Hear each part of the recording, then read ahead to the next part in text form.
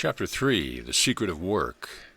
Helping others physically by removing their physical needs is indeed great, but the help is great according as the need is greater and according as the help is far-reaching. If a man wants can be removed for an hour, it is helping him indeed. If his wants can be removed for a year, it will be more help to him. But if his wants can be removed forever, it is surely the greatest help that can be given him. Spiritual knowledge is the only thing that can destroy our miseries forever. Any other knowledge satisfies wants only for a time.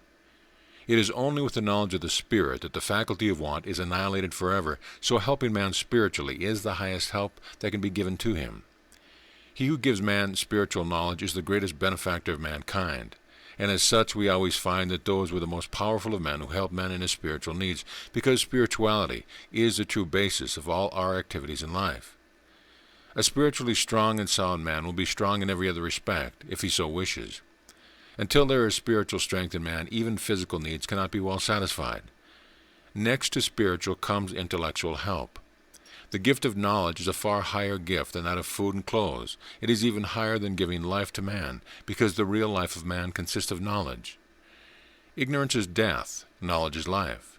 Life is of very little value, if it is a life in the dark, groping through ignorance and misery. Next in order comes, of course, helping a man physically. Therefore, in considering the question of helping others, we must always strive not to commit the mistake of thinking that physical help is the only help that can be given. It is not only the last but the least, because it cannot bring about permanent satisfaction. The misery that I feel when I am hungry is satisfied by eating, but hunger returns. My misery can cease only when I am satisfied beyond all want. Then hunger will not make me miserable. No distress, no sorrow will be able to move me. So that help which tends to make us strong spiritually is the highest. Next to it comes intellectual help, and after that physical help. The miseries of the world cannot be cured by physical help only. Until man's nature changes, these physical needs will always arise, and misery will always be felt. And no amount of physical help will cure them completely. The only solution to this problem is to make mankind pure. Ignorance is the mother of all the evil and all the misery we see. Let men have light, let them be pure and spiritually strong and educated. Then alone will misery cease in the world, not before. We may convey every house in the country into a charity asylum. We may fill the land with hospitals, but the misery of man will still continue to exist until man's character changes. We read in the Bhagavad Gita again and again that we must all work incessantly. All work is by nature composed of good and evil. We cannot do any work which will not do some good somewhere. There cannot be any work which will not cause some harm somewhere. Every work must necessarily be a mixture of good and evil, yet we are commanded to work incessantly. Good and evil will both have their results, will produce their karma. Good action will entail upon us good effect, bad action bad. But good and bad are both bondages of the soul. The solution reached in the Gita in regard to this bondage-producing nature of work is that, if we do not attach ourselves to the work we do, it will not have any binding effect on our soul. We shall try to understand what is meant by this non-attachment to do work. This is the one central idea in the Gita: work incessantly, but be not attached to it. Samskara can be translated very nearly by inherent tendency. Using the simile of a lake for the mind, every ripple, every wave that rises in the mind, when it subsides, does not die out entirely, but leaves a mark and a future possibility of that wave coming out again. This mark, with the possibility of the wave reappearing, is what is called samskara. Every work that we do, every movement of the body, every thought that we think, leaves such an impression on the mind stuff. And even when such impressions are not obvious on the surface, they are sufficiently strong to work beneath the surface, subconsciously. What we are every moment is determined by the sum total of these impressions on the mind. What I am just at this moment is the effect of the sum total of all the impressions of my past life. This is really what is meant by character. Each man's character is determined by the sum total of these impressions. If good impressions prevail, the character becomes good. If bad, it becomes bad. If a man continuously hears bad words, thinks bad thoughts, does bad actions, his mind will be full of bad impressions, and they will influence his thought and work without his being conscious of the fact. In fact, these bad impressions are always working, and their results must be evil. And that man will be a bad man. He cannot help it. The sum total of these impressions in him will create the strong motive power for doing good and bad actions. He will be like a machine in the hands of his impression, and they will force him to do evil. Similarly, if a man thinks good thoughts and does good works, the sum total of those impressions will be good, and they, in a similar manner, will force him to do good even in spite of himself. When a man has done so much good work and thought so many good thoughts, then there is an irresistible tendency in him to do good in spite of himself. And even if he wishes to do evil, his mind, as a sum total of his tendencies, will not allow him to do so. The tendencies will turn him back. He is completely under the influence of the good tendencies. When such is the case, a good man's character is said to be established. As a tortoise tucks its feet and head inside the shell, and you may kill it and break it into pieces, and yet it will not come out. Even so the character of that man who has control over his motives and organs is unchangeably established. He controls his own inner forces, and nothing can draw them out against his will. By this continuous reflex of good thoughts, good impressions moving over the surface of the mind, the tendency for doing good becomes strong, and as a result we feel able to control the indriyas, the sense organs or the nerve centers. Thus alone will character be established, then alone a man gets to peace. Such a man is safe forever, he cannot do any evil. You may place him in a company, there will be no danger for him. There is still higher state than having his good tendency, and that is a desire for liberation. You must remember that freedom of the soul is the goal of all yogas, and each one equally leads to the same result. By work alone, men may get to where Buddha got, largely by meditation or Christ by prayer. Buddha was a working jnai, Christ was a bhakta, but the same goal was reached by both of them. The difficulty is here. Liberation means entire freedom, freedom from the bondage of good as well as from the bondage of evil. A golden chain is as much a chain as an iron one. There is a thorn in my finger, and I use another to take the one out first, and when I have taken it out, I throw both of them aside. I have no necessity for keeping a second thorn, because both are thorns after all. So the bad tendencies are to be counteracted by the good ones, and the bad impressions of the mind should be removed by the fresh waves of good ones, until all that is evil almost disappears, or is subdued, and held in control and corner of the mind. But after that the good tendencies have also to be conquered. Thus the attached becomes the unattached. Work, but let not the action or the thought produce a deep impression of the mind. Let the ripples come and go. Let huge actions proceed from the muscles in the brain, but let them not make any deep impressions on the soul. So how can this be done? We see that the impressions of any action to which we attach ourselves remain. I may meet hundreds of persons during the day, and among them meet also one whom I love. And when I retire at night, I may try to think of all the faces I saw, but only that face comes before the mind. The face which I met perhaps only for 1 minute, and which I loved, and all the others have vanished. My attachment to this particular person caused a deeper impression on my mind than all the other faces. Physiologically, the impressions have all been the same. Every one of the faces that I saw pictured itself on the retina, and the brain took the pictures in. And yet there was no similarity of effect upon the mind.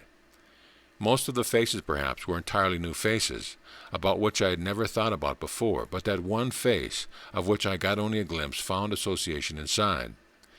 Perhaps I had pictured him in my mind for years, knew hundreds of things about him, and this one new vision of him awakened hundreds of sleeping memories in my mind, and this one impression, having been repeated perhaps 100 times more than those of the different faces together, will produce a great effect on the mind. Therefore, be unattached. Let things work. Let brain centers work. Work incessantly, but let not a ripple conquer the mind. Work as if you were a stranger in this land, a sojourner. Work incessantly, but do not bind yourself. Bondage is terrible. This world is not our habitation. It is only one of the many stages through which we are passing. Remember the great saying of the Sankhya, "The whole of nature is for the soul, not the soul for nature." The very reason of nature's existence is for the education of the soul. It has no other meaning. It is there because the soul must have knowledge, and through knowledge free itself. If we remember this also, we will always never be attached to nature. We shall know that nature is a book in which we are to read, and that when we have gained the required knowledge, the book is of no more value to us. Instead of that, however, we are identifying ourselves with nature, We are thinking that the soul is for nature and that the spirit is for the flesh. And as the common saying has it, we think that man lives to eat and not eats to live. We are continually making this mistake. We are regarding nature as ourselves and are becoming attached to it. And as soon as this attachment comes, there is a deep impression on the soul which binds us down and makes us work not from freedom, but like slaves. The whole gist of this teaching is that you should work like a master and not as a slave. Work incessantly, but do not do slave's work. Do you not see how everyone works? Nobody can be altogether at rest. 99% of mankind works like slaves, and the result is misery. It is all selfish work. Work through freedom. Work through love. The word love is very difficult to understand. Love never comes until there is freedom. There is no true love possible in the slave. If you buy a slave and tie him down in chains and make him work for you, he will work like a drudge, but there will be no love in him.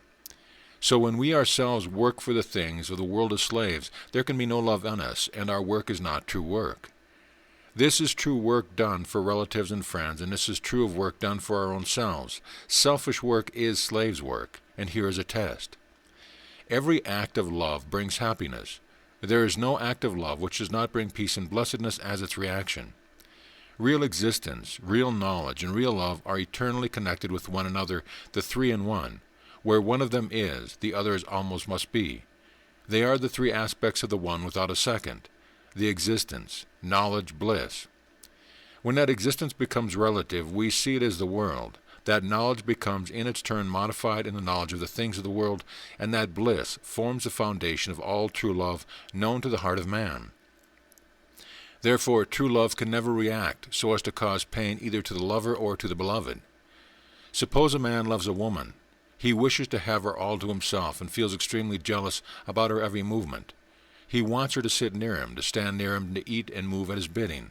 He is a slave to her, and wishes to have her as his slave. That is not love. It is a kind of morbid affection of the slave, insinuating itself as love. It cannot be love, because it is painful. If she does not want what he wants, it brings him pain. With love there is no painful reaction. Love only brings a reaction of bliss. If it does not, it is not love. It is mistaking something else for love. When you have succeeded in loving your husband, your wife, your children, the whole world, the universe, in such a manner that there is no reaction of pain or jealousy, no selfish feeling, then you are in a fit state to be unattached. Krishna said, "Look at me, Arjuna. If I stop from work for one moment, the whole universe will die. I have nothing to gain from work. I am the Lord. But why do I work? Because I love the world. God is unattached because he loves. That real love makes us unattached. Where there is attachment, the clinging to the things of the world, you must know that it is all physical attraction between sets of particles of matter, something that attracts two bodies near and near all the time. And if they cannot get near enough, produces pain. But where there is real love, it does not rest on physical attachment at all.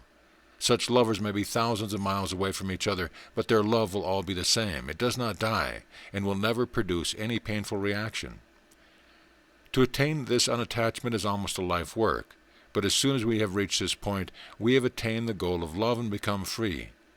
The bondage of nature falls from us, and as we see nature as she is, she forgoes no more chains for us. We stand entirely free and take not the results of work into consideration. Who then cares for what the results may be? Do not ask anything from your children in return for what you have given them. It is your duty to work for them, and there the matter ends. In whatever you do for a particular person, a city, state, assume the same attitude towards it as you have towards your children. Expect nothing in return. If you can invariably take the position of a giver, in which everything given by you is a free offering to the world, without any thought of return, then will your work bring no attachment. Attachment comes only where we expect a return. If working like slaves results in selfishness and attachment, working as master of your own mind gives rise to the bliss of non-attachment. We often talk of right and justice, but we find that in the world, right and justice are mere baby's talk. There are two things which guide the conduct of men, might and mercy. The exercise of might is invariably the exercise of selfishness. All men and women try to make the most of whatever power or advantage they have. Mercy is heaven itself. To be good, we all have to be merciful.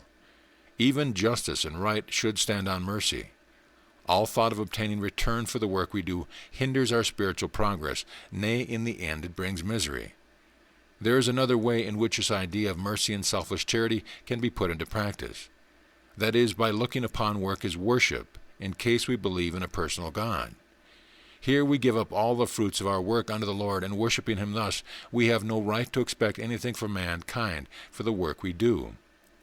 The Lord Himself works incessantly and is ever without attachment. Just as water cannot wet the lotus leaf, so work cannot bind the unselfish man by giving rise to attachment to results. The selfish and unattached man may live in the very heart of a crowded and sinful city. He will not be touched by sin. This idea of complete self-sacrifice is illustrated in the following story. After the battle of Kurukshetra, the 5 Pandava brothers performed a great sacrifice and made very large gifts to the poor. All people expressed amazement at the greatness and richness of the sacrifice, and said that such a sacrifice the world had never seen before. But after the ceremony there came a little mongoose, half of whose body was golden and the other half brown, and he began to roll on the floor of the sacrificial hall. He said to those around, "You are all liars. This is no sacrifice." "What?" they exclaimed. "You say this is no sacrifice. Do you not know how money and jewels were poured out to the poor, and everyone became rich and happy? This was the most wonderful sacrifice any man ever performed." But the mongoose said, "There was once a little village, and in it there dwelt a poor Brahmin with his wife, his son and his son's wife. They were very poor and lived on small gifts made to them for preaching and teaching. There came in that land a 3 years' famine, and the poor Brahmin suffered more than ever. At last, when the family had starved for days, the father brought home one morning a little barley flour, which he had been fortunate enough to obtain, and he divided it into 4 parts, one for each member of the family. They prepared it for their meal, and just as they were about to eat, there was a knock at the door. The father opened it, and there stood a guest. Now in India, a guest is a sacred person. He is a god for the time being, and must be treated as such. So the poor Brahmin said, "Come in, sir, you are welcome." He set before the guest his own portion of the food, which the guest quickly ate, and said, "O sir, you have killed me. I have been starving for 10 days, and this little bit has but increased my hunger." Then the wife said to her husband, "Give him my share." But the husband said, "Not so." The wife, however, insisted, saying, "Here is a poor man, and it is our duty as a householder to see that he is fed. And it is my duty as a wife to give him my portion, seeing that you have no more to offer him." Then she gave her share to the guest, which he ate, and said he was still burning with hunger. So the son said, "Take my portion also. It is the duty of a son to help his father to fulfill his obligation." The guest ate that, but remained still unsatisfied. So the son's wife gave him her portion also. That was sufficient, and the guest departed, blessing them. That night those 4 people died of starvation. A few granules of that flour had fallen on the floor, and when I rolled my body on them, half of it became golden as you see. Since then I have been traveling all over the world, hoping to find another sacrifice like that, but nowhere have I found one. Nowhere else has the other half of my body been turned into gold. That is why I say this is no sacrifice. This idea of charity is going out of India. Great men are becoming fewer and fewer. When I was first learning English, I read an English storybook in which there was a story about a dutiful boy who had gone out to work and had given some of his money to his old mother. And this was praised in 3 or 4 pages. What was that? No Hindu boy can ever understand the moral of that story. Now I understand it when I hear the Western idea, every man for himself. And some men take everything for themselves, and fathers and mothers and wives and children go to the wall. That should never and nowhere be the ideal of the householder. Now you see what karma yoga means. Even at the point of death, to help anyone without asking questions, be cheated millions of times, and never ask a question, and never think of what you are doing. Never vaunt of your gifts to the poor or expect their gratitude, but rather be grateful to them for giving you the occasion of practicing charity to them. Thus it is plain that to be an ideal householder is a much more difficult task than to be an ideal sannyasin. The true life of work is indeed as hard as, if not harder than, the equally true life of renunciation.